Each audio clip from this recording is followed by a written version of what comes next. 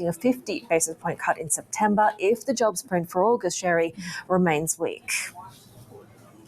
Yeah, and when it comes to Japanese stocks, Asymmetric Advisor is expecting the country's equities to be subject to more risk-off selling. That's on the back of the underwhelming jobs data out of the U.S. They say high levels of volatility in the market make it impossible to favor risk, but they add high-growth companies in Japan have experienced a big contraction in the last 2 years, and more pressure would drive them to extremely attractive valuations. Now, that may be one of the reasons why some investors still have faith in their long-term outlook. Joining me now here in the Tokyo studios, our Asia equities reporter, Winnie Su. Winnie, is it just about the fundamentals of this stock market? Yeah, so fundamentals remain strong, and people are also saying that, the wage growth and also the pricing power. So these longer-term factors are still there. BlackRock is still overweight on Japanese stocks. And just over the weekend, we saw SocGen and Goldman Sachs. They both said that, this time the Friday sell-off was mostly driven by flow. And once that big selling pressure is over, people are going to be able to focus more on the fundamentals and valuation. And JP Morgan actually also said that the people right now think they're pricing in the appreciation of the yen, but that might actually be overdone. But then the selling pressure that you just mentioned, that's expected to remain at least in the short term? Yes, absolutely. So when you look at the Friday big sell-off, right, they're driven by all different types of factors. You have the more macro factor about the worries around the U.S. Heading into recession and the U.S. tech earnings, but also the uncertainties around the election, right? But more importantly, around the yen. And it's not just the appreciation of the yen, also the volatility of the yen, accompanied by the expectation for a more hawkish BOJ and the continuous reversal of the carry trade. So when we think that investors are potentially pricing in the yen to go to as strong as 140 against the dollar, that means there's still going to be more room for that to weigh on Japanese stocks. Wendy, what are the sectors that are particularly interesting right now?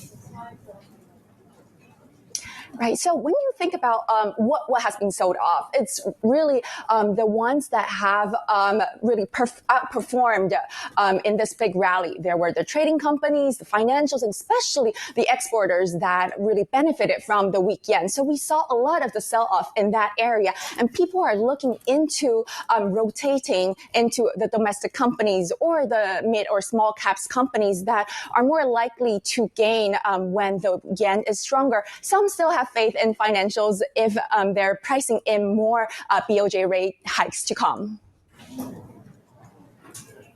Asia Equities reporter Winnie Su there.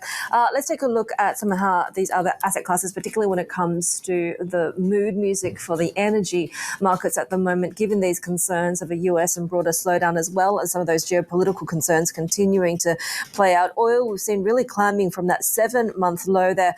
Israel is sort of continuing to brace for that retaliatory attack from Iran, as well as potentially some of its proxies as well. We've seen Saudi Arabia also hiking its prices to Asia, but cutting them for the European and the US markets as well. But certainly we are starting to see these escalating tensions in the Middle East really intensifying ahead of a potential retaliatory strike. And that is starting to, albeit we saw that sort of being outweighed by perhaps some of the demand and supply issues in the US, but that is starting to play out as a main theme for energy markets at the moment. We are still looking for crude, though, about 4 weeks of declines, largely on the back of these concerns about faltering demand out of US and China.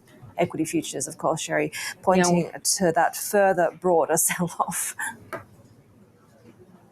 Yeah, talking about sell-offs, take a look at how the Mexican peso is trading at the moment, because, of course, we had the strength of the Japanese yen now at the highest level in about 6 months against the US dollar. And we know that the Japanese yen has been a cheap funding currency for the Mexican peso, which already sank on Friday. It's actually been sinking because of this unwind of carry trades against the Japanese yen. And we continue to see the downward pressure when we're talking about the weakest levels since January of 2023 for the Mexican peso against the US dollar, on concerns, of course, of risk off, that we might potentially head into a hard landing in the United States, all of that factoring into this EM currency.